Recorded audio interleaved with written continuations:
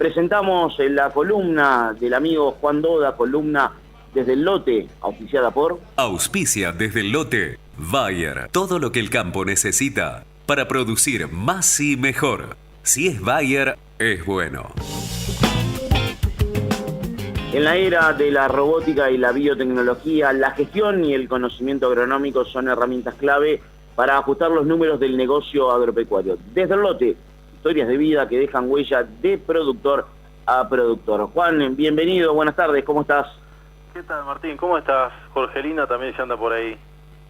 Todo bien, por suerte, gracias por estar ahí del otro lado, con tu columna de todos los miércoles, con tu columna desde el lote, columna número 54. Hoy el título es El maíz banca la parada en el sur de la provincia de Santa Fe. Sí, Martín, en el caso de hoy nos metemos de lleno ya en la cosecha gruesa y en el grueso de la cosecha de soja y del maíz de segunda, porque el maíz de primera ya se cosechó. Mirá, algunos datos de esta campaña en los que respecta a la bolsa. De las 19.200.000 hectáreas que se sembraron de soja en el presente ciclo, se estima que habrá una pérdida de superficie de 1.150.000 hectáreas. Esto es un 6%, Martín. Este es un número de la Bolsa de Cereales de Buenos Aires. A ver, ¿cuáles son las áreas con mayores pérdidas? Siempre hablando de soja. El norte de la provincia de Buenos Aires, bueno, todas las zonas que ustedes estuvieron hablando de inundación, ¿no? Norte de la provincia de Buenos Aires, que perdió el 10% del total sembrado. El centro norte de Santa Fe, que son 120.000 hectáreas, esto es un 9% del área total de la zona. Otras 120.000 hectáreas en el sur de Santa Fe, que representa el 4% del sembrado en la zona. Con todo esto, la proyección de la Bolsa de Cereales de Buenos Aires es de una producción de alrededor de 57 millones de toneladas, Martín, para la soja 2016-2017. Ahora bien, ¿qué pasó con el maíz? Y por eso ahí el título un poco de la columna, y después nos vamos a meter en el protagonista de hoy.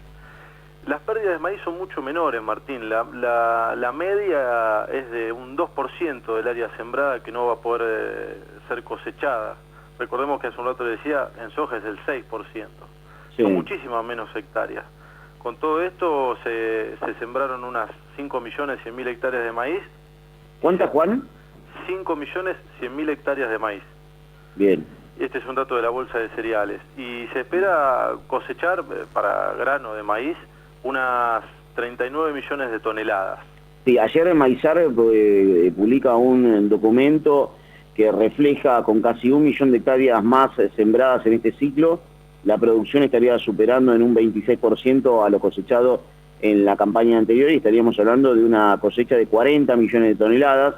Para Maizar se ha cosechado hasta el momento el 87% de la superficie con maíz en lo que es toda la zona núcleo y se afianza un promedio de rendimiento de 90 quintales por hectárea. Estos son los datos que publica Maizar ayer en un documento, en un comunicado de prensa, alertando también sobre el elevado costo de los fletes, que hoy significan el 30% del total de los costos, y también alertando sobre las complicaciones que genera la actual red vial, la primaria y la secundaria, mal estado de los caminos rurales, ni hablar del estado de las rutas nacionales y provinciales.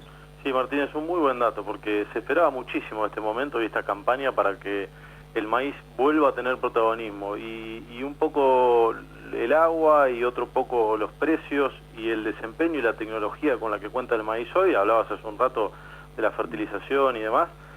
Le plantearon un panorama para ser súper protagonista de esta campaña. El protagonista, hablando de protagonistas de la historia de hoy, es Pablo Palacios, que es un asesor privado y productor que actualmente asesora unas 3.000 hectáreas ahí en el sur de Santa Fe y siembra unas 300 hectáreas. La zona que estamos hablando es Villa Cañaste, Edelina, María Teresa, ahí cerca, muy cerquita de Venado Tuerto. Él contaba, quedó muy lejos, pero es bueno el dato, contaba que al trigo en esa zona le ha ido muy bien, que tuvo sus idas y vueltas, pero que finalmente terminaron cosechando unos 6.000 kilos, en algún caso 7.000, en una zona en la que con 4.500, 5.000 está bien el número. Ahora, ¿qué pasó con la gruesa? En el caso de él, lo que él me contaba. La soja y el maíz de primera anduvieron bien, se pudieron sembrar bien.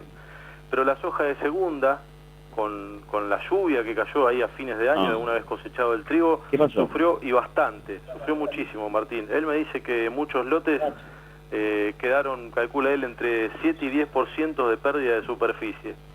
Ahora bien, ¿qué me decía Pablo Palacios? Para hacer bien la cuenta hay que cuantificar lo que se sembró, o sea, para hacer bien la cuenta de cómo va a salir el productor esta campaña, Martín. Sí. Hay que cuantificar lo que se sembró y quedó bajo agua, lo que se sembró, lo que no se pudo sembrar, y a su vez también lo que está cerca de esos todavía manchones de agua, porque esas hectáreas, esas partes del lote que quedaron cerca del manchón de agua también van a rendir menos. Entonces, cuando se haga toda la cuenta, al final de la campaña va a haber que ponderar y cuantificar ese dato. Sí. Si querés, Martín, Perfecto. lo podemos escuchar como decía, el asesor Pablo Palacios, que habla de 3 temas. 1, uso de tecnología de eficiencia. 2, el rol del maíz en la campaña. Y finalmente la rentabilidad en un año en el que la soja, bueno, como decíamos recién, anda complicada con precio y agua. Mucha agua. Bien, lo escuchamos al asesor Pablo Palacios analizando estos 3 temas. Creo que hoy las cosas más básicas son las que falta ajustar un montón. Y después que se ajustan las básicas se puede empezar a trabajar más fino, con aplicaciones foliares, con micronutrientes, con baños de ceniza con el zinc para el maíz para poder mejorar las deficiencias de zinc, dividir un poco las aplicaciones del nitrógeno en el trigo para obtener trigo de mejor calidad. Ajustando bien en el grueso es la base para después poder aplicar otra tecnología.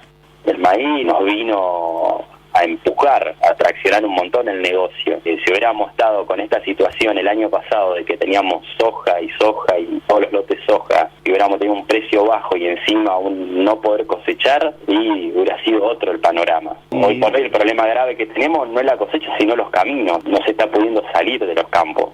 Creo que va a ser un año bastante ajustadito, a lo mejor un poco apresurado decirte esto, pero el productor de campo propio 100%, no me cabe ninguna duda que va a tener una rentabilidad menor, pero una buena rentabilidad. El mixto, el que tiene campo propio y arrienda, dependiendo de los porcentajes, va a seguir siendo un buen número, pero no tan maravilloso a lo mejor como el de todo campo propio. Y el que arrienda el 100%, que por ahí te puedo hablar por el caso nuestro, va a ser un número un poco más ajustado este año, que uno va a tener que pensar muy bien cómo encara la cosecha que viene.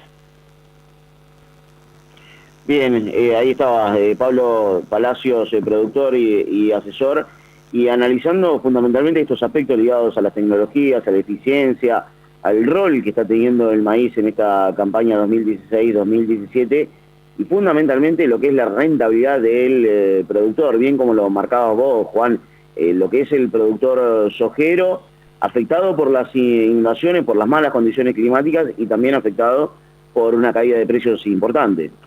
Sí, Martín, y 2 apostillas para terminar la columna de hoy. Una, él menciona ahí al pasar algo de la próxima campaña. Ojo con el estado de los suelos para empezar a hacer los barbechos de lo que va a ser la campaña 2017-18 en lo que es trigo, cebada, lo que son legumbres. Los lotes se cosecharon y se están cosechando como se puede en algunos casos y los suelos están quedando bastante pisoteados, en algún caso no se puede entrar. Entonces, atento con esta situación como para encarar la siembra de cultivos de invierno de la campaña 2017-18. Y por otro lado, hablaba hace un rato con Jorge Bassi de Bunge Fertilizantes, y él mencionaba un déficit o una deuda quizás que tiene la soja. Justo yo había hablado un poco con Palacios, con el asesor del sur de Santa Fe, que él me contaba que estaban probando algo de fertilización en soja, que están teniendo respuestas. Entonces es que Bunge junto con el INTA tienen lo que se llama la propuesta Bunge, que han hecho ensayos en distintos lugares del país, con una propuesta que es aumentar la dosis de fósforo, de azufre, también de boro. Mira, el resultado, Martín, lo apunté, las diferencias de rendimiento van del 14 al 15%. Lo que traducido en kilos es alrededor de 400, 500 kilos más de soja, con un costo adicional, y este es un dato interesante, de solo 150 kilos de soja. O sea que el resto te queda en el bolsillo. Me parece que es un apunte interesante de que me contaba justo el asesor Pablo Palacios. Juan, brillante la columna de hoy, donde una vez más volvemos a plantear el tema del maíz, y para terminar, reiteramos estos datos que publicó Maizar en el día de ayer, a pesar de las complicaciones por las condiciones climáticas, y que muchos caminos rurales han quedado intransitables, y con casi 1 millón de hectáreas más sembradas en esta campaña, la producción de maíz llegaría a 40 millones de toneladas, y si hacemos la comparación con la campaña anterior y si se confirma esta cifra, estaríamos hablando de un crecimiento del 26%, ¿no? Los excesos en el suelo, además de no generar un piso adecuado para el ingreso de la cosechadora, también puede provocar el descalce de la planta de maíz. Y a esta altura, reitero, ya se lleva cosechado un 87% del área de maíz de primera en la zona núcleo y se afianza un promedio de rendimientos en 90 quintales por hectárea. Gracias, Juan, abrazo grande, hasta la semana que viene. Abrazo grande, Martín, hasta el miércoles que viene.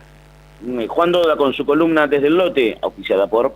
Auspicia desde el lote Bayer. Todo lo que el campo necesita para producir más y mejor. Si es Bayer, es bueno.